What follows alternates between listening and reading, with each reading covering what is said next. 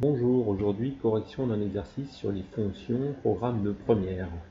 Donc nous avons l'énoncé suivant, donc le coût de possession du stock de l'entreprise est donné par la relation Y égale 12 250 divisé par X, X étant le nombre de commandes passées dans l'année.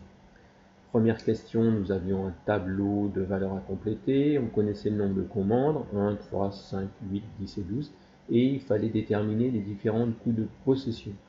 Alors comment faire pour déterminer ces valeurs? Donc à l'aide de la calculatrice, donc on peut rentrer la fonction ici en Y1. On a donc 12 250 divisé par X. Ensuite, on tape sur second graphe. On rentre les valeurs de X qui nous intéressent. Donc nous on voulait pour 1 par exemple. Entrée, et on obtient ainsi la valeur de Y1, 12 250. C'est bien ce que j'ai noté dans le tableau de correction. On peut faire la même chose pour 3, 5, 8, 10 et 12. Je vais le refaire pour 12 par exemple. 12, entrée, j'obtiens bien 1020,8 que j'arrondis à la valeur entière, 1021.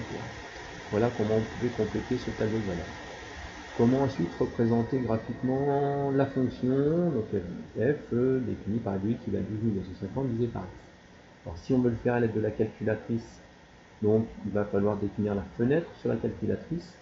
Donc pour la fenêtre, on peut céder, donc pour x, il va varier de 1 à 12, x min sera donc 1, x max sera donc 12. Et pour y, on voit que la plus petite valeur de y, c'est bien 1021. Et la plus grande 12 250.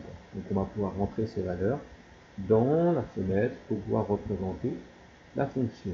Ce que je fais maintenant, fenêtre 1, 12, y min, on a dit que c'était 1021, alors je peux arrondir, je peux mettre une valeur un petit peu inférieure pour être sûr d'avoir cette représentation, 1000 par exemple. Y max 12 250, je peux mettre 12 300 par exemple, pour réussir à avoir l'ensemble de la fonction. Je représente la fonction et je vois apparaître la fonction 12 250 divisé par x. On voit que cette fonction est une fonction inverse, puisque l'on divise par x. La représentation graphique est bien celle d'une hyperbole, ce qui correspond à la question suivante. Comment s'appelle ce type de représentation graphique? Ici, on peut noter donc hyperbole. Voilà pour ça.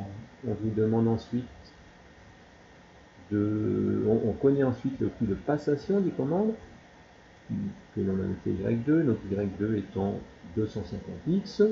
Donc on nous demande de représenter graphiquement cette fonction. On sait que cette fonction est un cas particulier de fonction infime, c'est une fonction linéaire. Fonction linéaire, donc on sait déjà qu'on va obtenir une droite qui passera par le centre du repère. Donc, si vous avez cette représentation à faire sur du papier millimétré par exemple, n'oubliez pas de prendre la règle puisqu'une fonction linéaire est représentée à l'aide d'une règle. Si moi je veux représenter ça sur ma calculatrice, donc je vais pour y2, je peux noter donc la deuxième fonction qui était bien 250x, 250x, et je peux visualiser ensuite en tapant sur graphe mes deux fonctions. La première fonction correspondant au coût de possession et la deuxième au coût de passation. Voilà pour la représentation graphique. On nous demande ensuite de déduire le nombre de commandes à partir duquel le coût de passation des commandes est supérieur au coût de possession. Donc quand est-ce que la fonction linéaire sera au-dessus de la fonction représentée par 12 250 sur x. Donc quand est-ce que la droite sera au-dessus de l'hyperbole. Donc on voit que c'est à partir de cette valeur. Donc moi, donc je peux le repérer ici, à l'aide de la calculatrice seconde trace. Ce qui va m'intéresser, moi, c'est le point d'intersection. Donc je tape sur 5. Je veux l'intersection entre ma première courbe, qui est notée ici, 12 250 sur x, donc c'est bien ça qui m'intéresse. Et l'intersection avec la deuxième courbe, 250 sur x. Donc c'est aussi ça qui m'intéresse. Donc est-ce que je veux, moi, la valeur de ce point d'intersection? Oui. Donc on obtient une intersection à 7 et la valeur serait de 1750. Donc si je réponds à la question, au bout de combien de commandes le coût de passation sera supérieur au coût de possession, à 7 on voit que le coût est identique, donc on peut noter il faut 8 commandes pour que le coût de passation soit supérieur au coût de possession. Voilà pour la résolution de cet exercice. Supérieur, je laisse supérieur au coût de possession. Si on avait voulu faire la représentation à l'aide de GeoGebra, imaginons qu'on veut représenter ça sur GeoGebra. Alors je vous rappelle le principe, un GeoGebra, donc je rentre ici ma fonction dans la barre de saisie, je mets bien fonction car je veux représenter cette fonction que sur un intervalle précis. C'était entre 1 et 12, donc je mets fonction, la première fonction 12250 divisé par x, virgule 1, virgule 12, parce que je travaille entre 1 et 12. Et là je la vois apparaître. Je vous rappelle que on peut, si elle n'apparaît pas directement, si vous n'avez qu'une partie, avec la molette de la souris vous pouvez changer, sinon avec axe XY vous pouvez aussi changer la représentation graphique. Ici on voit que ce choix-là n'était peut-être pas le plus judicieux, c'est pour ça que j'ai préféré choisir 1 pour 1000. Et là on voit bien apparaître notre fonction.